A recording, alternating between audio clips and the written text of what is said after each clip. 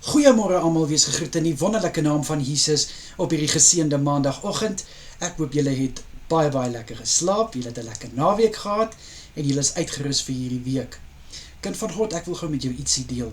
Laasweek toe ek nou besig om met 'n vriendin van my te gesels en ek stuur vir haar 'n boodskap. En ons gesels oor om ten spyte van dat jy nou nie groot vriende is met mense nie, maar nog steeds met respek hê en nog steeds hulle kan verdra, want hulle is boeties en sissies in Christus. Dit is nie altyd maklik nie, maar dit is wat God van ons vra. Maar dit nie beteken, jy moet nou daai persoon se beste vriend wees nie. En ek stuur die boodskap en ek wag vir haar om terug te kom na my toe.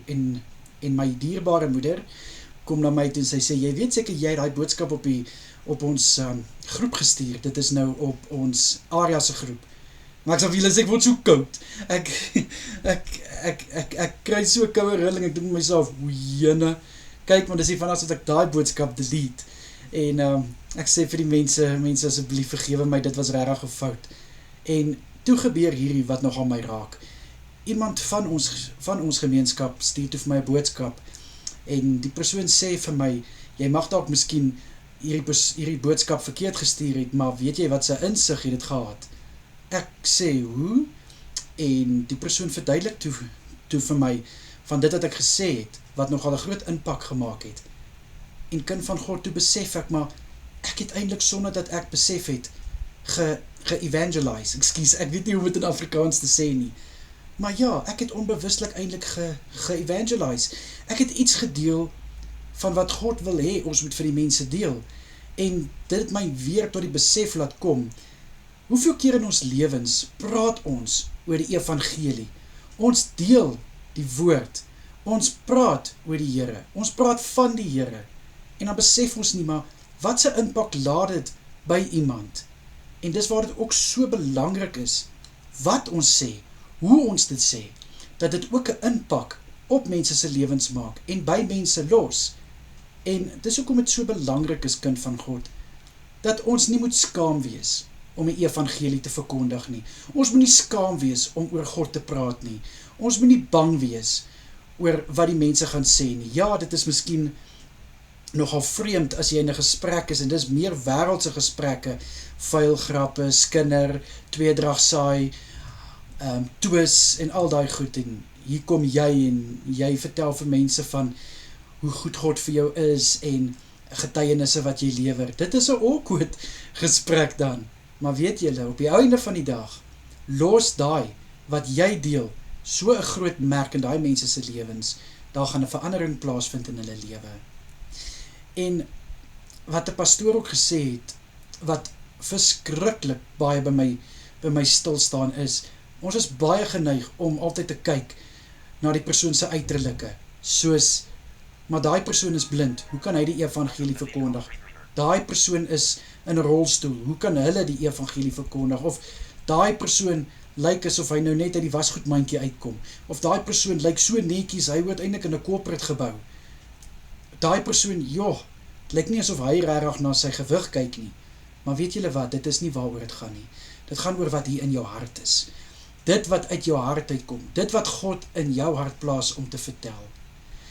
So ek wil dit net graag vir julle genoem het, my boete en sissa, dat dit is regtig so belangrik, dat God in ons begin en ons einde is van 'n gesprek, dat God die ereplek moet kry in ons monde, dat ons vir mense vertel van Jesus se goedheid en guns in ons lewens, nie om te brek nie, ek weet, daar's mense wat sal sê, ja, jy brek nou, en jy hou jou so hoogheilig, so groot Christen, nee, dit is nie waaroor dit gaan nie, dit gaan om vir die wêreld te wys, daar's hoop, my boete en sissa, dit is om vir die wêreld te wys, daar's 'n God op die troon, wat sit, en hy wil jou seën, hy wil vir jou 'n toekoms gee, hy wil vir jou uit jou skoene uit seën. Al wat God vra is, moenie skaam wees vir hom nie, moenie terugstaan, wanneer dit kom om oor God te gesels nie, moenie bang wees nie, want dit is eintlik hartseer om te dink, dat ons eintlik skaam is om oor God te praat. Ons is nie skaam om te skinder nie, ons is nie skaam om sleg te praat nie, ons is nie skaam om oor hoe kan ek dit nou stel, om oor praatjies iskies, om te praat oor hoe dronk ek geword het hierdie naweek, of hoeveel meisies ek nou aan my sy gehad het nie. Ek wil nou nie te diep in dit gaan nie, maar ons is nie skaam om oor dit te praat nie. Maar tog, kind van God, ons is skaam om oor die evangelie te praat. Ons is skaam om oor God te praat. En al beteken dit, jy is dalk in 'n kring, en jy praat oor God. Mense kyk jou snaaks aan en sê, maar jy is nou heeltemal in 'n verkeerde kring. Iewers in daai kring, gaan daai woord wat jy bring, saad wees, wat gesaai word. En daai saad, gaan op grond val, wat net wag, om bewerk te word.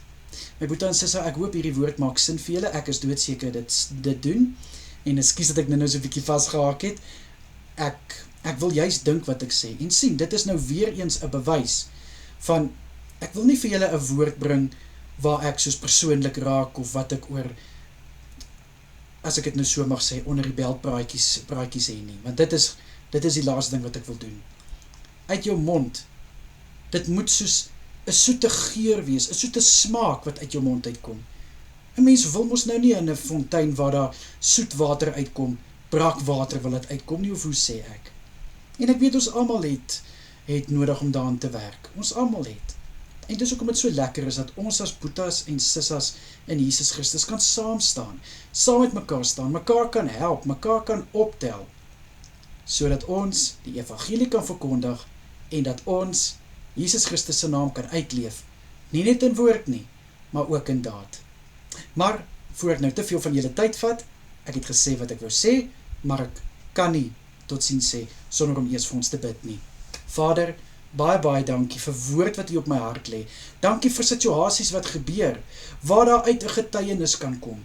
Dankie Vader, dat elke oomblik in die dag, is daar iets waaroor ons kan jubel en juig, waaroor ons met ander mense kan praat, en wat ons kan getuig, en wat ons van die wonderwerke en die wonderdade van Jesus Christus kan vertel.